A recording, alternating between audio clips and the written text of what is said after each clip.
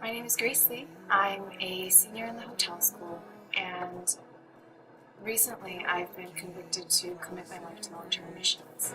Growing up, I've always had a lot of ambitions for myself, especially to just succeed in whatever field I get into, whether that be business or law. And for the past 3 years of my life, I've always tried to fit my pursuit and my ambitions of law school into God's plan. And I've always tried and reassure myself that that's what God wanted me to do. But since September of 2010, God pretty clearly told me that law school was not my path, and that law school would just be basically a buffet of temptations for me, be seeking worldliness or power or status or rank. God clearly told me, don't go to law school. And he kind of replaced that ambition for law school with a heart to pray for and support financially just missions organizations. And because of his provisions and his grace, he allowed me to go to the Dominican Republic and Haiti this past winter break. And it was there that God confirmed and continued to really place on my heart the burden to pray for unreached people groups. But not only pray and send, but to desire to be directly involved in the carrying out of the Great Commission.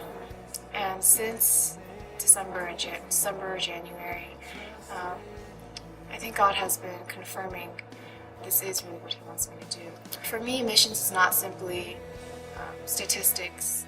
These unreached people groups without access or resources to the truth and to the gospel, God really just breaks my heart for them.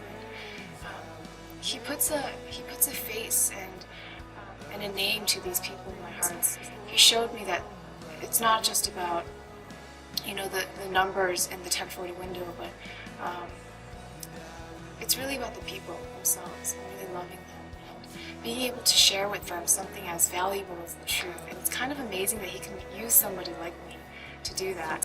There was a period of maybe 2 or 3 months where my mom and I were not talking, and she had basically decided to just cut me off financially, refused to speak with me, and gave me the option of being welcomed back into the family as her daughter only if I decided to go to law school.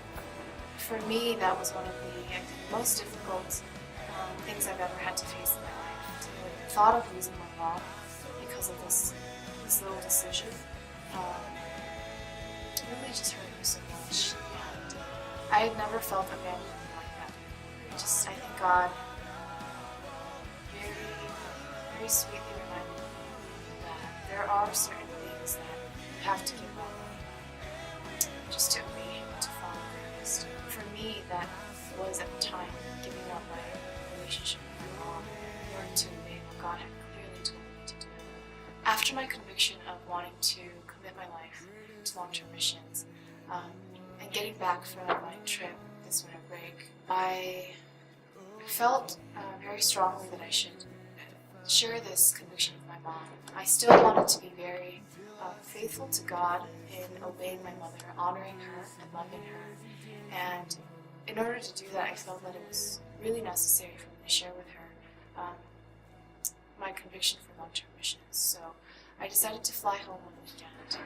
Surely, because of His goodness, one night during that weekend, I was able to share with her a little bit about my spiritual life and how real God was to me. That it was not just an extracurricular activity, but that really God was becoming the center upon which I could build my life and my identity around. Being able to share that with my mom too was pretty incredible, because I had never really had a conversation about God or my spiritual life. Being able to share with her these things was so refreshing, but also so encouraging to see that she was actually being receptive to it and asking questions and being moved by the Spirit. And the following night, when I felt that the timing was right to share with her my conviction for long-term missions, I basically laid it out on the table exactly what I wanted to do, what I felt like God was telling me to do.